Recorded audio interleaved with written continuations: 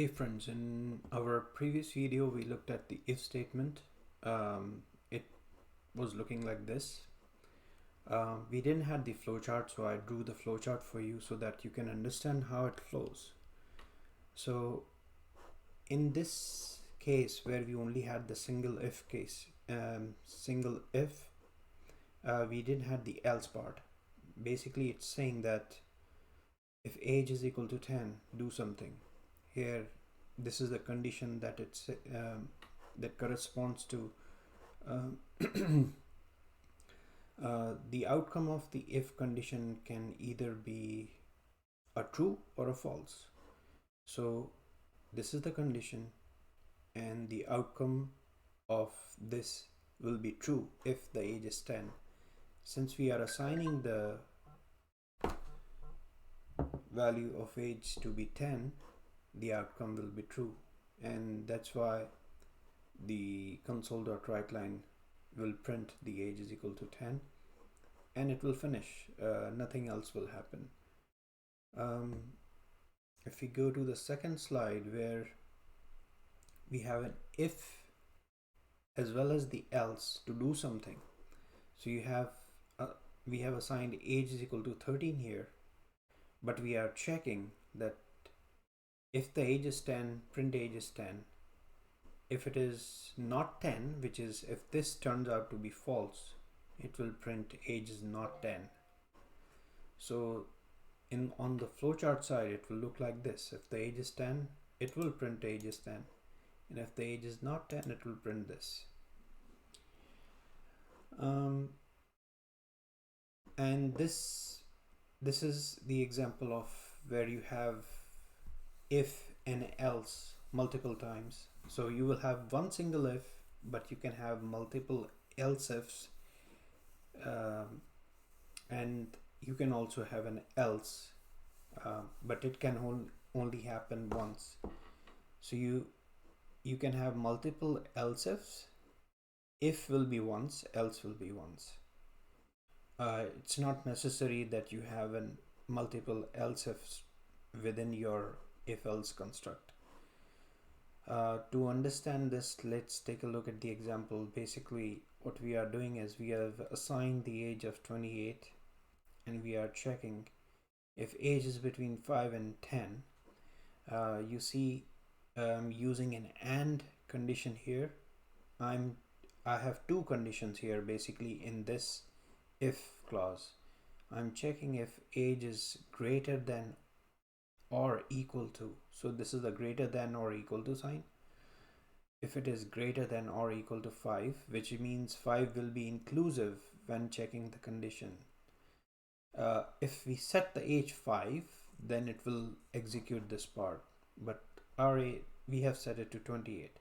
Similarly, less than or equal to 10, which means if you set it between 5 and 10, this line will get executed. If you set it between 11 and 20, this line will get executed. If you set it between 21 and 50, this line will get executed. If none of these conditions return true, then by default this will get executed. It is the else part for all the if conditions. So let's go through the flowchart.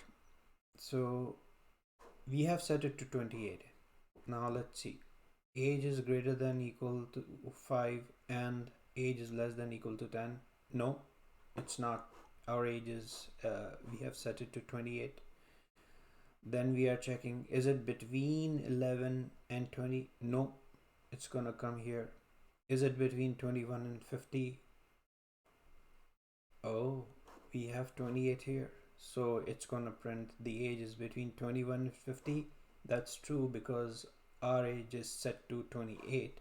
So it's gonna print this, come here and exit. So it's gonna check this one first, then check this one first, then check this one first. It's gonna, these two will be return, these two will basically evaluate to false. This third one will say yes, 28 is between 21 and 50. it will print this, and after that it's gonna go here. It will not go into the else, it will come outside.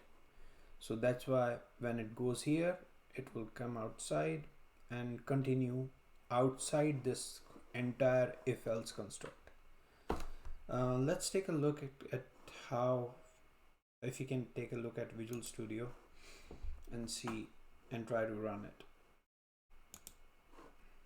So we already looked at the if condition in the previous video, we don't need to run it. Let me change the program to just execute the if else condition. So let's comment this out, and then run this one.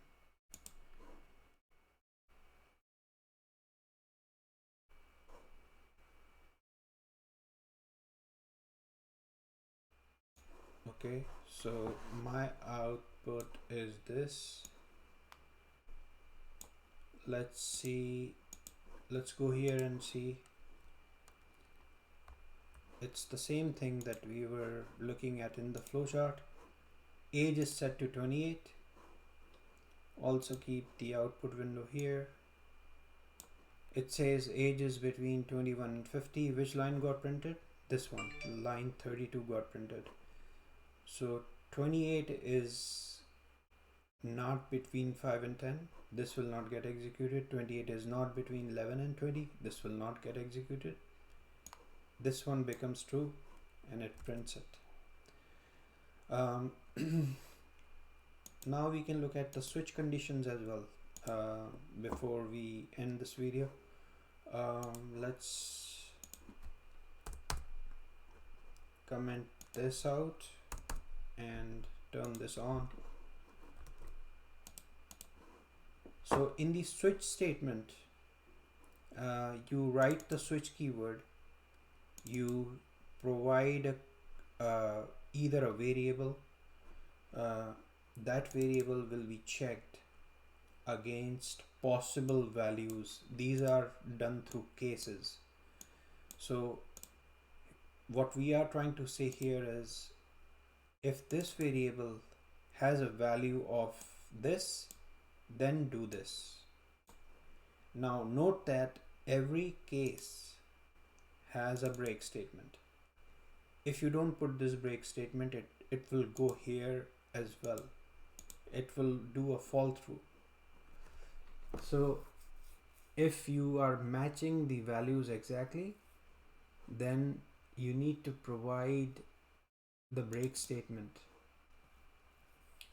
One more thing to note, that the switch statement in C#, you can put a default where if none of these values are matching, then you can do something or print something.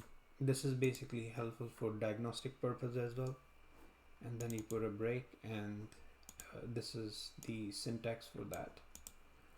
So let's try to run it and see what do you think will get printed out. This one, let's check it out.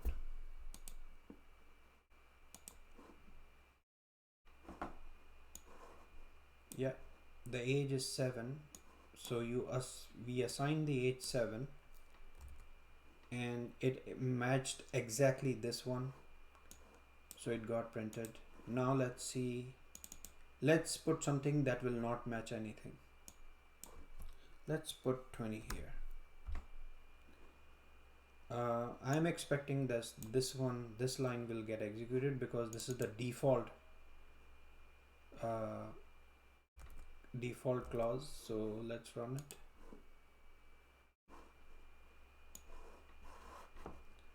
So okay, it says age is neither 5 or 6 or 7, which is true. Our age is set to 20, so none of these will match. Let's also see what happens if we don't have a break in these. First we'll do one thing, we'll try to match it with this one, and let's make it 5 and then not put a break. Let's see what happens. See, it's complaining that control cannot fall through from one case label to the other. So this is technically wrong because you have a exactly matching value, then you cannot let it fall through to 6 because 6 is not equal to 5. You cannot match it that way. So we need to put the breaks.